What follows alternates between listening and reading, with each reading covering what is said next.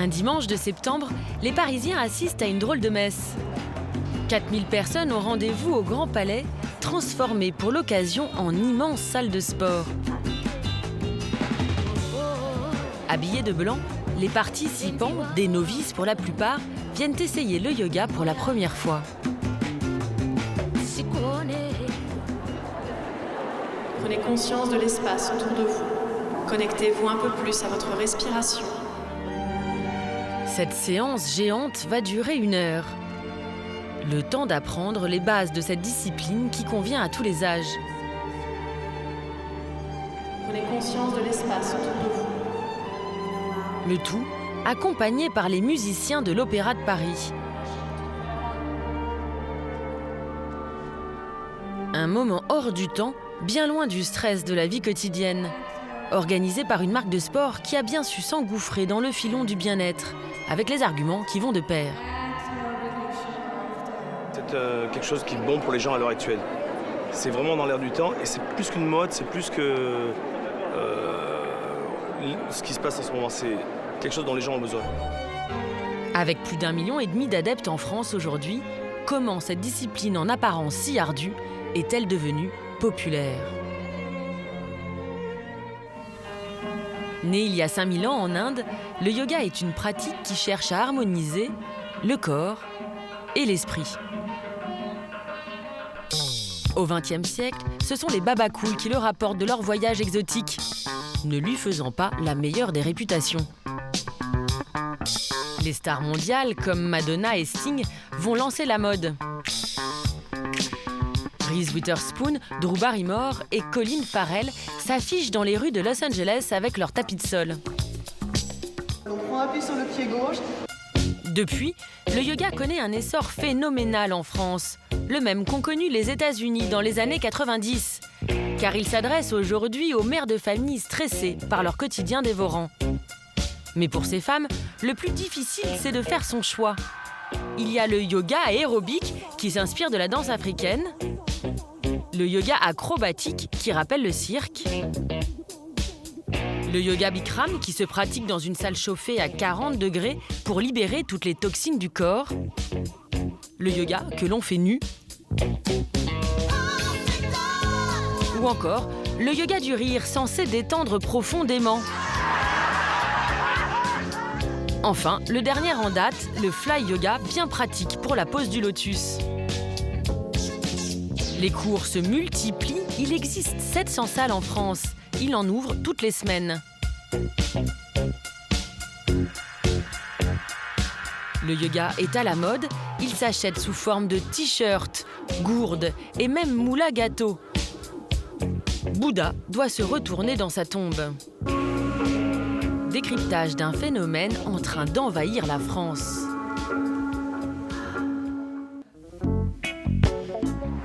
Plus habitué au sport collectif qu'au yoga, Johan, 34 ans, a décidé de s'y mettre sur les conseils de sa femme, la blonde Béatrice. Pourquoi vous avez eu envie de faire du yoga?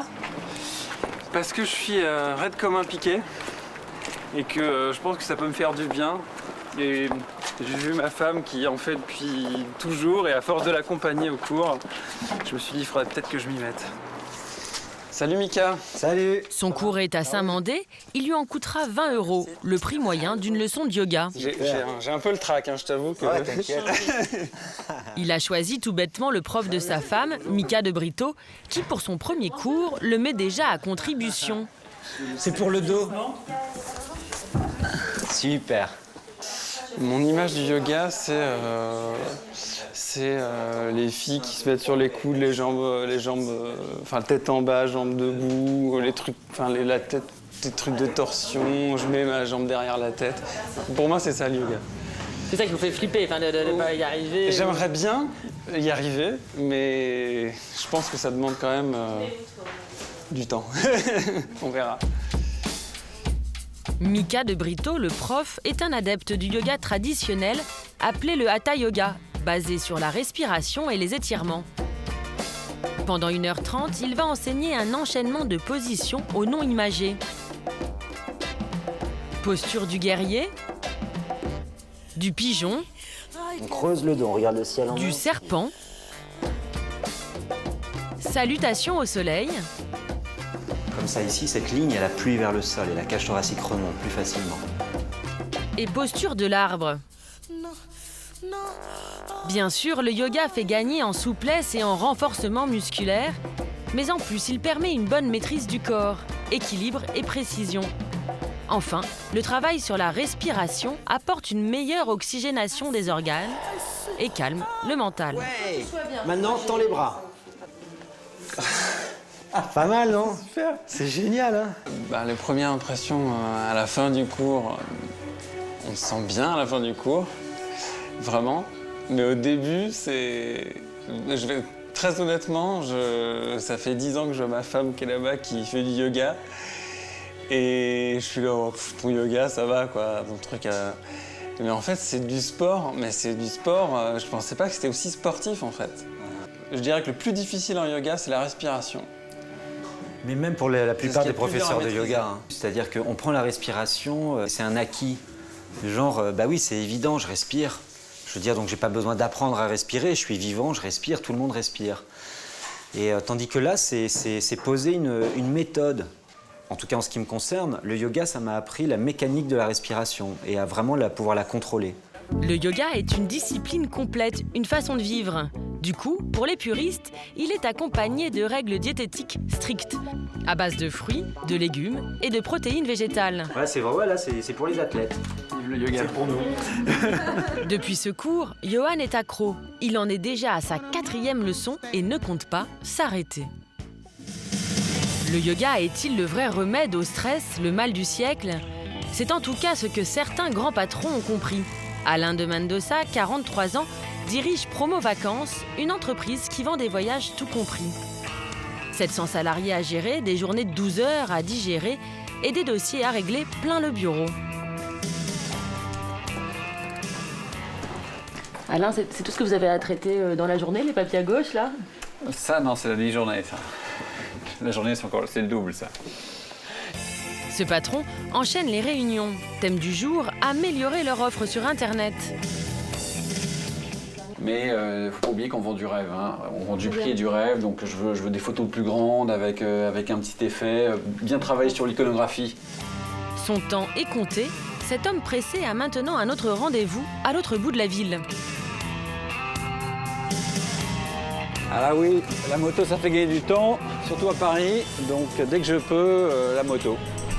Mais Alain de Mendoza sait déjà comment il va décompresser. Le week-end, voilà notre patron débordé qui se rend à son cours hebdomadaire de yoga. Il a découvert cette discipline il y a 2 ans, par hasard en vacances.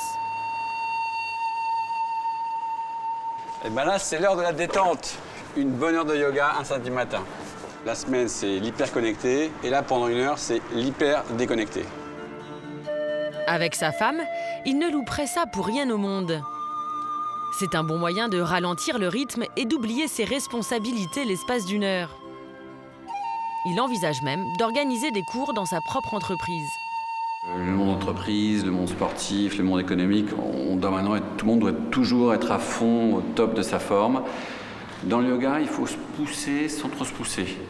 Donc l'effort sans l'effort, et ça c'est un concept que j'aime beaucoup parce que la semaine, c'est important aussi de savoir accélérer puis ralentir. Et ça me reste un peu pendant la semaine. Et voilà, c'est un concept un peu oriental, mais j'aime beaucoup ça. Quand vous inspirez, les bras montent devant vous, croisez, retournez, étirez-vous. Quand vous expirez, vous redescendez. C'est un moment de partage pour nous, comme on n'a pas le temps de se voir toujours beaucoup en semaine. C'est un grand luxe de pouvoir se retrouver comme ça tous les deux et puis aussi pouvoir en discuter entre nous après, ce qui est bénéfique, ce qu'on n'a pas compris, ce qu'on a bien aimé dans la séance. Ça va, Alain, vous allez être prêt pour la semaine, là? Ça y est, vous vous sentez revigoré? Ah, là, je peux même me passer de mon dimanche, là, j'y vais direct. Certaines entreprises ont compris aussi l'intérêt qu'elles ont à offrir des cours de yoga à ses salariés. Car moins stressés, ils seraient peut-être plus efficaces. C'est le cas dans cette agence de pub. Il me reste 2 minutes pour m'habiller. C'est un bon rituel, hein. On va te décompresser un peu.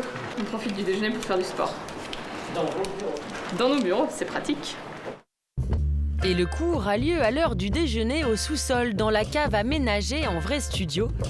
Depuis 2 ans, Gabrielle Richard, la professeure, a de plus en plus d'élèves.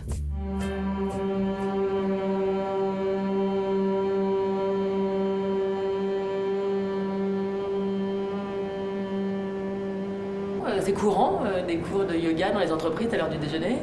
C'est pas très courant, ça se développe peu à peu. Moi, j'ai 2-3 entreprises. Le yoga tout court, mais dans les entreprises, c'est vraiment quelque chose qui va bien marcher parce qu'à la pause déjeuner, on peut avoir ce break pour soi, alors que souvent dans les familles, on rentre le soir, donc on a envie d'être avec ses enfants. Le matin, on n'a pas forcément le temps ou l'envie de se lever très tôt. Si on a des salariés qui sont plus détendus, mieux dans leur peau, finalement, on arrive à avoir une meilleure activité et est-ce que ça bénéficie à tout le monde en général?